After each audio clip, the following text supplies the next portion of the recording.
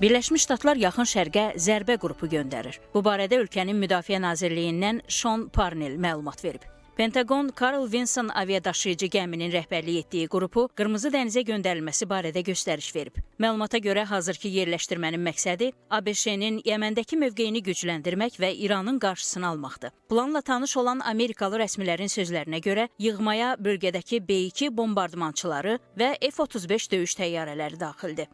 Vaşinqtonun həmləsi Husi üsyançılarına qarşı hücumların davam etdiyi və nüvə proqramı məsələsində İranla gərginliyin artdığı vaxtda baş verir. Pentagonun sözçüsü bildirib ki, Tehran və onun müttəfiqləri Birləşmiş Ştatları təhdid edərsə, hökumət qəti addımlar atacaq. Analitiklərin sözlərinə görə tərəflərin hər ikisi hazırki durumda ritorikalarını dəyişmək fikrində deyillər.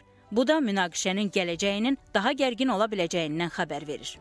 Düşünürəm ki, Donald Trump'ın İrana qarşı hərbi əməliyyatlar keçirmək planı var.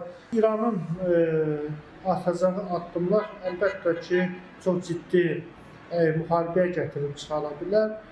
İran öz mövqeyindən də geri çəkilmir, Amerika Birləşmiş Ştatları da öz mövqeyindən çəkilmir və görünür İsrail ABŞ administrasiyasına müəyyən təsir edir ki, İrana qarşı hərbi əməliyyatlar keçirilsin. Bu addımla Pentagonun bölgədə 2 aviadaşıyıcı zərbə qrupu olacaq. Hazırda Yaxın Şərqdə Harry Truman aviadaşıyıcı qrupu fəaliyyət göstərir.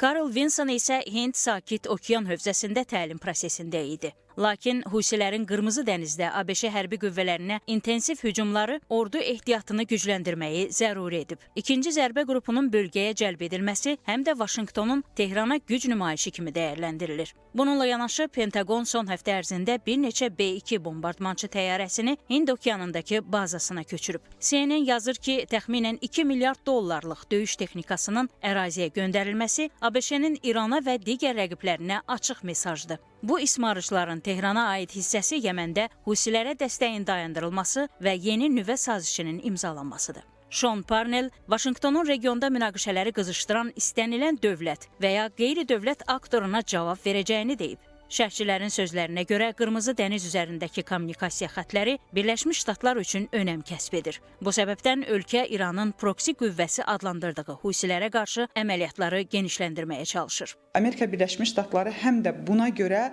çalışır ki, İranı daha çox üzərinə təzyiqlər etsin. Hətta İranı bizim istəyimizi həyata keçirməyəcəyi təqdirdə nüvə silahına bağlı fikirlər səsləndirərkən buna diqqət etməyəcəklər təqdirdə biz İranı bombalayacağıq və sair ifadələrdə səsləndirmişlər. Düşünürəm ki, Amerika Birləşmiş Ştatları sadəcə olaraq İranın proksi qüvvələrini deməli gücdən salmaq üçün bu istiqamətdə addımlar atır və dayanacağını ehtimal etmirəm.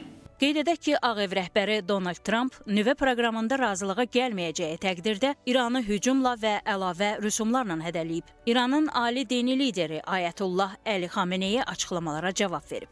O, Trumpın təhdidlərə əməl edəcəyi təqdirdə ABŞ-nin güclü zərbə alacağını deyib.